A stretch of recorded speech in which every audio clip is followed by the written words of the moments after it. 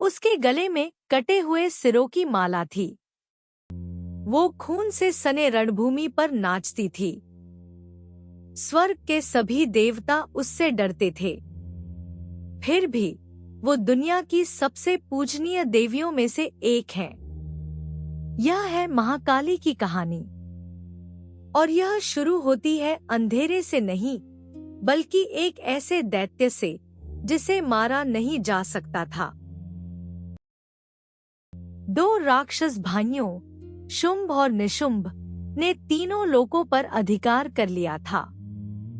स्वर्ग, पृथ्वी और पाताल सब उनके सामने झुक गए थे। देवताओं ने अपने घर, अपनी शक्ति और अपना सम्मान खो दिया था।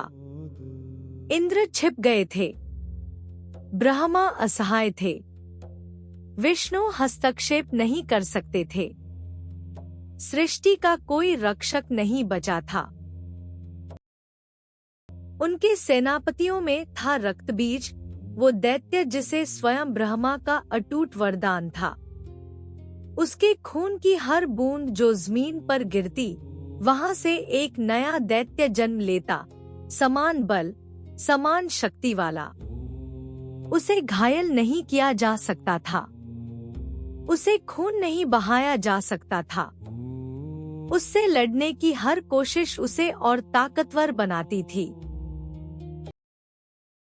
देवी दुर्गा ने मातृकाओं को बुलाया। 7 दिव्य माताएं, हर एक किसी देवता की शक्ति से जन्मी। ब्रह्माणी ब्रह्मा से, वैष्णवी विष्णु से, इंद्राणी इंद्र से। सबने मिलकर रक्तबीज पर पूरी शक्ति से हमला किया। भाले, तलवारें, त्रिशूल, बाण। वो लहूलुहान हुआ और रणभूमि उसके हजारों अवतारों से भर गई। जितना मातृकाएं लड़ती, उतना बुरा होता जाता। 10,000 रक्तबीज, फिर 1,00,000। धरती लाल हो गई, उसकी मृत्यु से नहीं, बल्कि उसके गुणन से। हर योद्धा देवी शत्रु के अपने जख्मों से जन्मे दैत्यों में डूब रही थी। निराशा छा गई, कोई उपाय नहीं बचा था।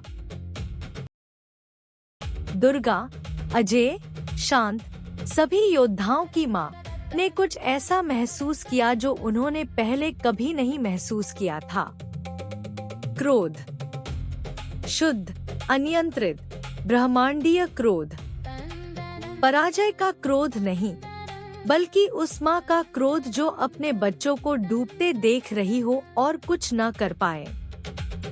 और उसी क्रोध से देवी दुर्गा के माथे से ही कुछ बाहर निकल पड़ा। वो प्रकट हुई, अमावस की रात जैसी काली। उनके बाल खुले और बेतहाशा, आंखें जलते कोयले की तरह, जीभ लाल और बाहर निकली, आने वाले के लिए भूखी। वो फूलों की जगह खोपड़ियाँ पहनती थी। एक हाथ में तलवार, दूसरे में कटा हुआ सिर। यही थी काली, और वो पहले से चीख रही थी।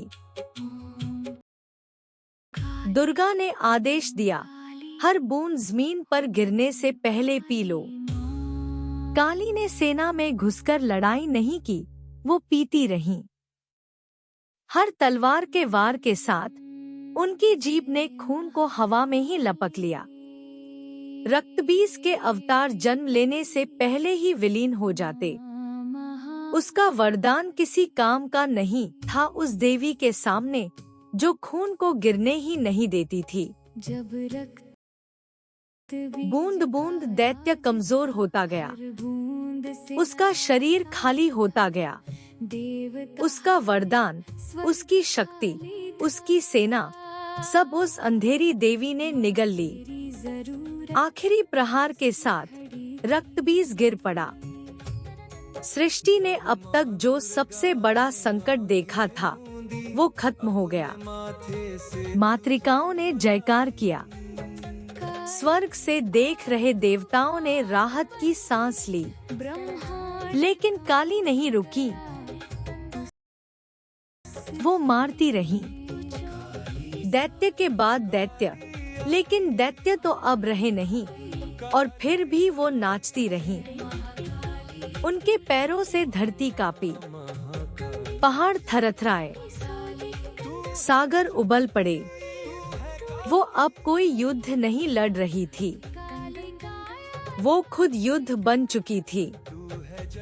जो शक्ति सृष्टि को बचाने के लिए जगाई गई थी, वही अब सृष्टि को मिटाने की धमकी दे रही थी। बचे हुए देवता शिव के पास दौड़े, ब्रह्मांड की एकमात्र शक्ति जिसे काली पहचान सकती थी। वो नहीं रुकेंगी, वो रोते रहे। दुनिया खत्म हो रही है। शिव समझ गए। उन्होंने कोई हथियार नहीं उठाया, उन्होंने उनका नाम नहीं पुकारा। उन्होंने कुछ ऐसा किया जो सिर्फ एक पति या वो देवता जो सच में शक्ति को समझता हो, सोच सकता था। शिव रणभूमि में चले गए और मृतकों के बीच लेट गए, बिल्कुल स्थिर। हजारों दैत्यों की लाशों के बीच सहार के स्वामी खुद एक लाश की तरह लेटे थे, चुप, आंखें बंद, प्रतीक्षा में।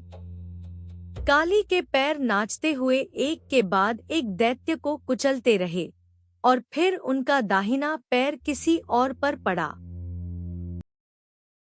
उन्होंने अपने पैर के नीचे गर्माहट महसूस की, किसी दैत्य की ठंडी निर्जीवता नहीं। उन्होंने नीचे देखा, और उस एक पल में अनंत काल का सारा अस्तित्व एक पहचान में सिमट गया। शिव, उनके पति, उनकी चेतना, उनका आधार। जो देवी 10,000 दैत्यों से नहीं रुकी, वो प्रेम से रुक गई। उनकी जीभ बाहर निकल आई, क्रोध से नहीं, लज्जा से, उस सबसे पुराने, सबसे मानवीय भाव से, जब आप यह जान जाते हैं कि आपने किसे चोट पहुंचाई। देवी महात्म्य हमें यह सिखाता है, काली है शक्ति, शुद्ध ऊर्जा, शुद्ध क्रिया, और शिव है पुरुष, शुद्ध चेतना, शुद्ध स्थिरता। शक्ति के बिना शिव हिल नहीं सकते, शिव के बिना शक्ति रुक नहीं सकती। दोनों एक दूसरे के बिना अधूरे हैं। काली का शिव पर खड़े होने का चित्र शर्म की कहानी नहीं है, यह ब्रह्मांड का सबसे सटीक वर्णन है संतुलन का।